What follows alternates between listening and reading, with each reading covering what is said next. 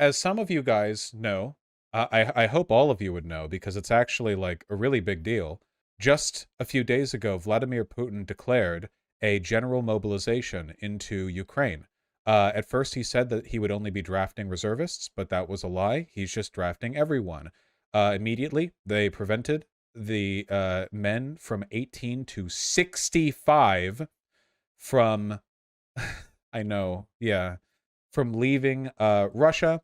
And we have all these videos of like conscripts in these like disgusting conference halls being told like, yep, you're going to Ukraine. It's a whole thing. And we already see a refugee crisis as Russians pour over all of their borders to try to not get drafted. I was going to open this by showing an argument that I had with somebody where I kept saying that I was fucking his mom. But apparently he deleted his account. So I guess he had a stern conversation with his mom.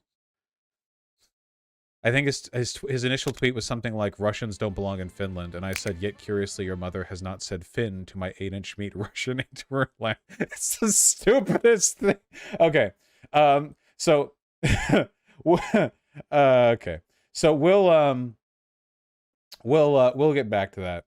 This is just a couple of videos that have made the rounds, where we get to see, this is like brain defying what the conscripts are dealing with here. Okay? Look at this.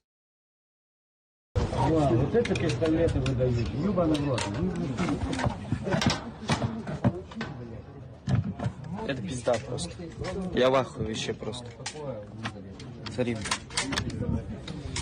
So, yeah, apparently, so this is an AKM that I assume was left at the bottom of a swamp for 60 years.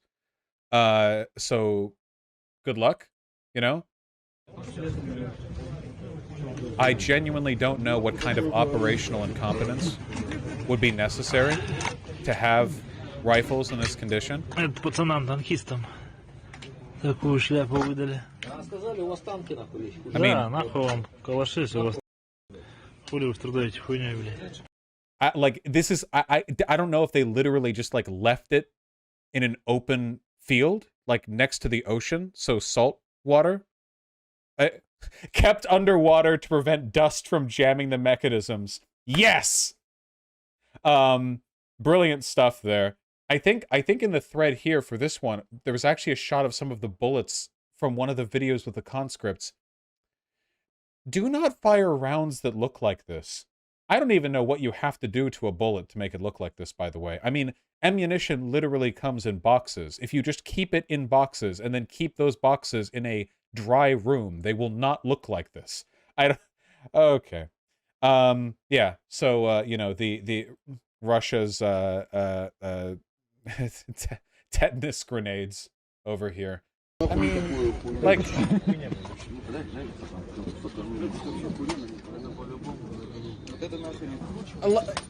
Like...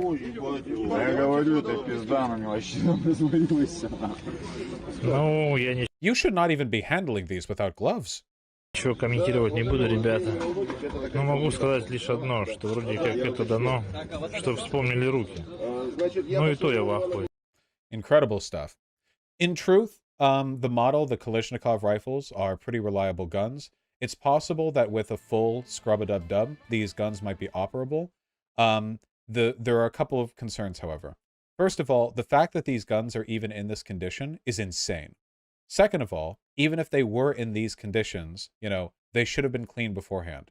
And third of all, any gun that has ever experienced that degree of, like, wear probably does have a real bit of damage to it, you know?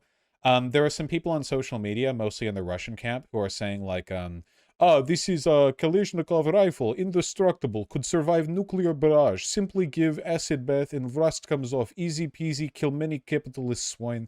And obviously metal is metal. You know, when metal rusts, the oxidization process pulls iron ions from the steel, and that does leave pits in the metal. And it does not take a lot of pitting in some of the internal mechanisms of a firearm to prevent it from firing reliably. That's how rust works. I can't believe they're in this condition. It is genuinely insane. I cannot believe that this is where we're at. It's possible that these are just like training rifles being given, and they'll be given better ones when they hit the front. I don't believe that, though, because we saw like Mosin Nagants being deployed with some other recruits. So, good luck to these conscripts. The real reason I'm talking about this, though, is not for the ridiculous degree of decay here, but is actually this Twitter thread. There are a lot of tweets like this. I could go over a bunch. We're just going to go over one. Do not let Russians flee mobilization into your countries. They are not refugees. They can join up and surrender or oppose the war at home. This is a terrible sentiment, and a lot of like Western libs are throwing it out there, and I think this is demonic, okay? For like 70 reasons, okay? First of all, they are not refugees. They are literally refugees. Refugees are people who are fleeing their country because of war or violence. If they're being forcibly conscripted by an authoritarian government to be thrown into a meat grinder against Ukrainian arms, they are fleeing war and violence, objectively. And then they can join up and surrender or oppose the war at home. Isn't this what the Nazis said about the Syrians during the Syrian refugee crisis? Let me answer that for you. It is. This is the exact same, like, nationalist, xenophobic sentiment that we've seen used by the right so many times. Now it's being used by people who consider themselves progressive against the Russians. The Russian citizens who are fleeing are not Kremlin officials. At least not most of them. Maybe one of them is, and that's kind of wacky. But most of them are not. They are just trying to flee war and violence, and they should be given every single protection that we would ever afford a refugee of any other conflict. Russian refugees and Ukrainian refugees should be treated exactly the same. In both cases, we have citizens powerless to stop larger forces at play trying to flee violence. That's it. If you start bringing nationality into that, you're a piece of shit. And frankly, you're engaging in the same logic the Russians did. It was, after all, the Russians' ethnic supremacism that led them towards this war. And if you're doing this, well, this family that's fleeing violence and doesn't want to die, they're part of the ethnic group that I don't like, then how can you possibly claim you're any better?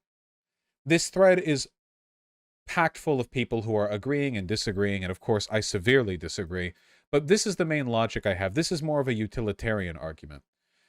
Imagine a future where war is over and we must work with Russia. Which Russia would rather work with us? A Russia full of people we saved from their tyrannical government, or a Russia full of people who believe their government was right to say they're hated by us?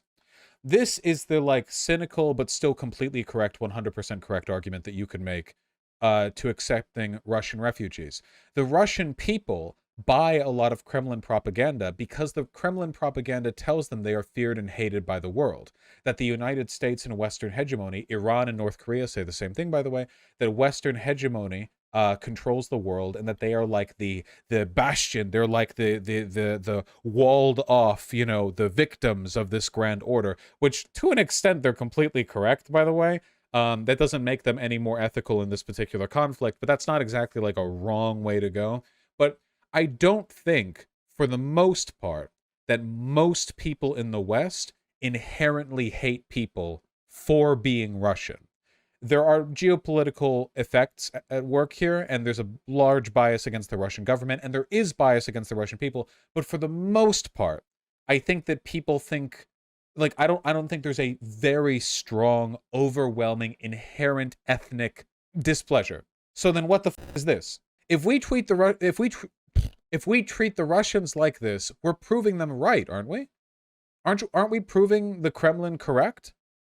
Are we not, like, essentially saying, like, yeah, no, this is a war of you against the world. Even when you flee the violence of your own government, we will shun you. We will turn you away so you can die in the borders of Russia, because we would rather you die than have to live next to you. That is what this is saying. Proving them right.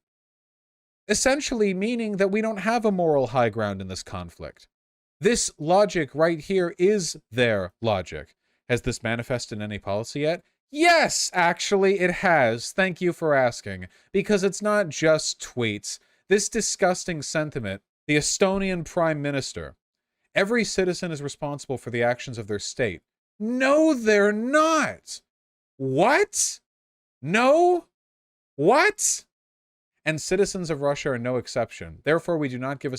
Sorry, guys, I know you don't want to die at the hands of your autocracy, but a person in charge of the bordered territory that you live in did a bad thing. The citizens of Russia are no exception. Therefore, we do not give asylum to Russian men who flee their country. They should oppose the war. They are opposing the war. They're running from it. So, of course, the main issue here is that if given the opportunity, every Estonian would rape and kill every Russian. We're dealing with post-Soviet state ethnic biases again, I'm afraid. The Baltics do not like Russia, not even a little bit, not even a little bit. Yeah, this is an explicit like ethnic bias that's going to be given the pass by like liberals because they think it's actually like woke to force the conscripts to die or something. Oh yeah. Also important, lads. The Russian mobilization has led to a decrease in the number of people playing CSGO.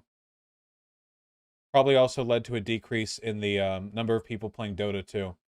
So if you ever wanted to get in now, look at this. Ridiculous. So yeah, if you ever wanted to get in, now's your chance. Okay, now's your time to rank up. Oh god, the Ukrainians have no chance. They're going to be getting all the Twitch oppers out there on the battlefield. Just 300,000 Russian men with sniper rifles. They're running around and quick scoping with. B hopping across Ukraine. Yeah, just across the like Kharkiv Oblast. Just some Russian dude in a striped blue and white shirt, crouch jumping like forward and spinning in the air. And every once in a while he'll fire, and like 8 miles away, some Ukrainian sergeant will explode. Yeah. Oh no! Okay, well, obviously this part was all pretty much just a joke anyway, but apparently this graph is a joke. God damn it. I read further down into the page I was looking at. Can we just believe that it's true anyway? This doesn't really matter. We can be wrong on this. Can we do disinfo on this? Can we just believe this is true anyway? Okay, yeah, good. We choose to believe, and therefore it is true. It is true that Russia plays a ton of CSGO. Look at this. They're the highest country proportion playing CSGO, higher than the United States. Yeah, pretty wild. Where's the War Thunder mix-up? Listen, I support Russia's invasion of Ukraine just so Ukraine can win and an errant shell can destroy the headquarters of the people who made War Thunder, those fucking pieces of shit, for balancing all of their vehicles and jets to be slightly better for the Russians. They're supposed to balance all these vehicles based on their real-life design metrics, but because it's a Russian company, everyone suspects that they balance things in favor of the Russian faction. So I'm just hoping that the war collateral damage, not just Estonia but also Finland.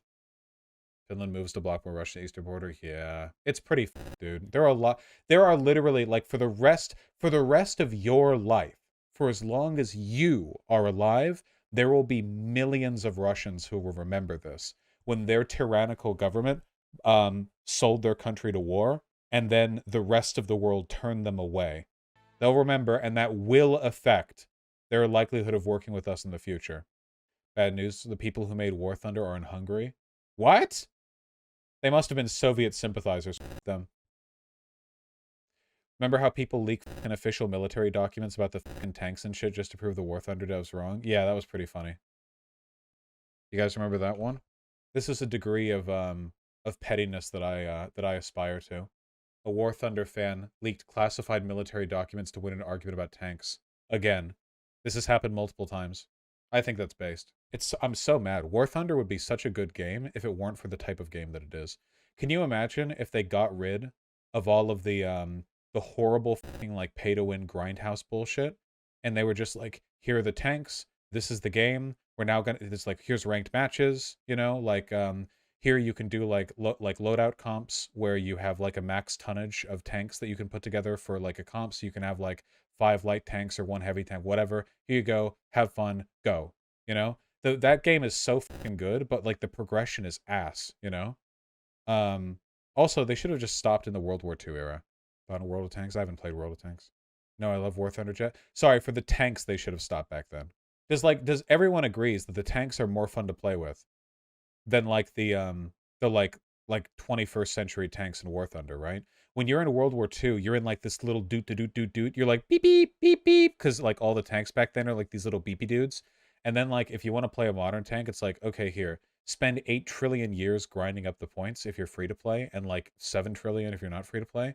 And then like here's a giant brick behemoth that moves like really slow, and like you'll one shot someone from across the map. You know, MBTs are fast as when I got to the higher no, I don't want to get into this. Stop. I feel like I would have so much fucking fun with a War Thunder style game that had like realistic tank controls with like destructible environments and like directional damage and all that stuff.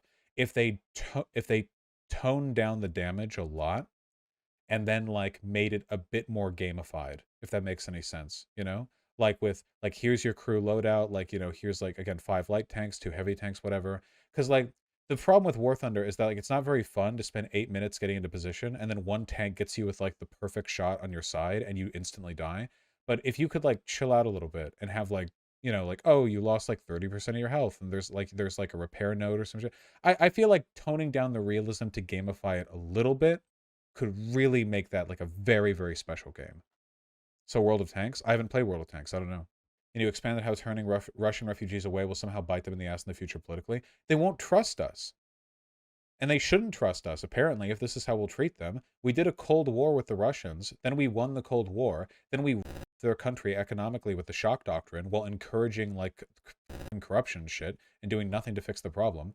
And then and then like Putin came to power and like now we're getting now like maybe Putin's era is done and it's like oh no we still hate you Russians, stay in your country. The next guy that's going to lead them is going to be another ethno-nat like hyper nationalist whatever. Jesus Christ.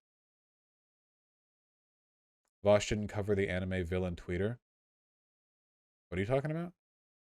Vaush, they're not refugees. They're not claiming political asylum. Dude, that's fucking crazy, bro. Your throat's not a condom, then why the fuck is it wrapped around my dick? They're obviously refugees. They're fleeing a country that is trying to get them killed. International law accounts for people fleeing wars. I don't even give a fuck. I account for people fleeing wars. That's what I care about. But yes. Oh, was somebody talking about that thing Gayfesh posted about earlier? The, like, new VDS thing? Let me see. I think I liked that, so it should be. If any of you are wondering where ENK got the name Vaush, naming to respect people's muted words, it's from a holy dude. Can you imagine being this cucked? It's from a comic character he created of a black fascist woman who hates herself. Fucking weird, not surprising. Why I don't say his name anymore. How do people like this not just kill themselves every morning at the sheer like inconvenience and oppression factor of having to like wake up and shit and brush their teeth? Well, I don't understand. Holy shit. Wild. Is it true? The allegations are true. What's the real story? I don't remember. Okay, as a gay theater kid, I liked the idea of making comics, and I had an idea in which there in a single city that towered over the post-apocalyptic landscape, there was a character called Vakanaida, and she was one of the familial hierarchy that ruled over the city, and she was the military advisor, and she was a fascist, and she was, yes, a black woman, though that was very incidental to anything having to do with her personality. Um, and she did hate herself because she was very mentally unstable. And over the course of the story, she would get more unstable and more fascist until suddenly and very abruptly she would be less stable and less fascist because she would be dead. And the idea was that it's bad to be fascist. There, I've summarized it down to its sort of fundamental there. Was she hot? Of course she would be hot. Obviously. What am I, a monster? I don't understand what the problem is. Digital blackface, maybe? I don't know. What's the hate herself part? Man, it's a whole story. It's complicated. It's a whole thing. I feel like I'm cheapening it enough, just sort of iterating it.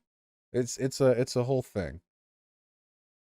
It is the prerogative of the fascist to hate themselves. Have you ever met a fascist who did not? They all have a sort of archetypal ideal, a behavioral and aesthetic ideal that no human can actually live to. And depending on how aware they are of that incongruity, they hate themselves to varying degrees. They're incapable of accepting themselves as human because their ideology is fundamentally inhuman. All these themes and more in one of many narrative efforts on my part to explore reasons I dislike fascism. No, that's fine, Strahd Cumsock. Everyone uses the Desert Sorceress set in Dark Souls 2. Essentializing a bit, some fascists are good. Yeah.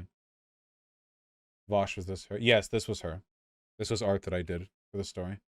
No, the idea was that she represented more a kind of proto-racial fascism.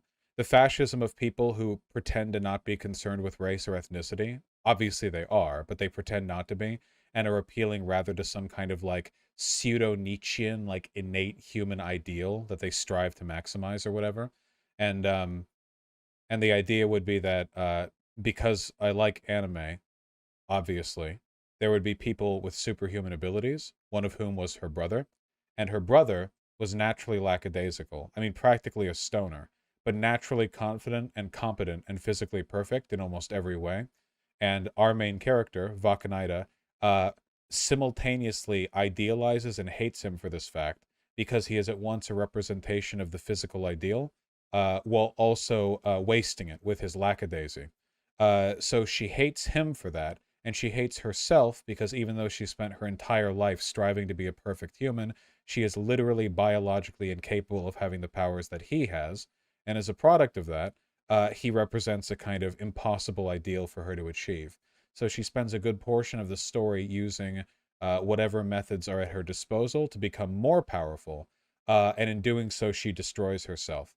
The grand irony of her arc would have been that one of the greatest I guess, the presumptions of fascism is the idea that not all humans are born equal, that some people are better than other people, and that this is a fact that, ironically, Vakanida learns as she has her fascist ideology critiqued, because she arrogantly assumes that because she is part of the ruling aristocracy, she must have the genetic precursor for being superior to others, but she does not.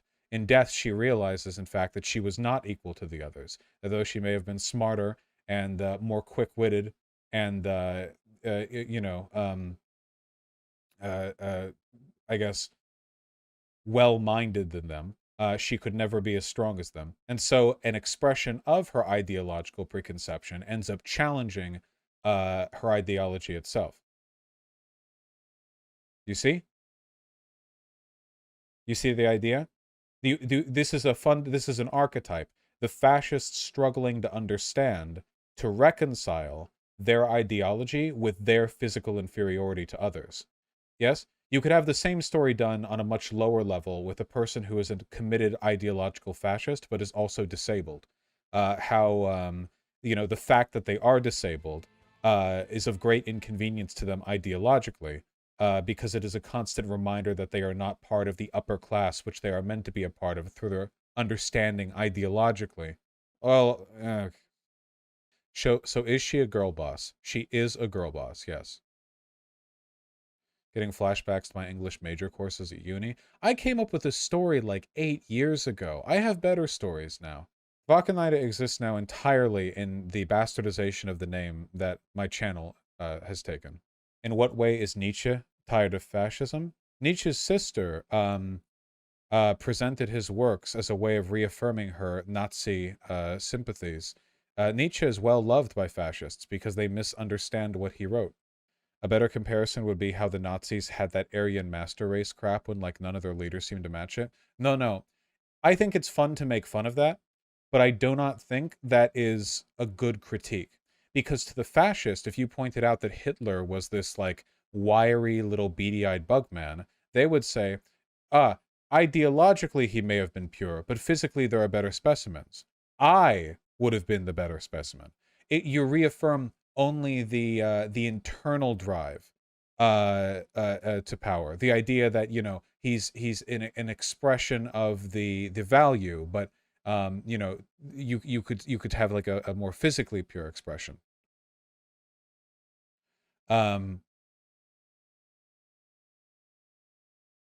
Okay, we're getting way into the weeds now. We're getting way into the weeds now. Stop. Italy. Where's Italy? What's in Italy?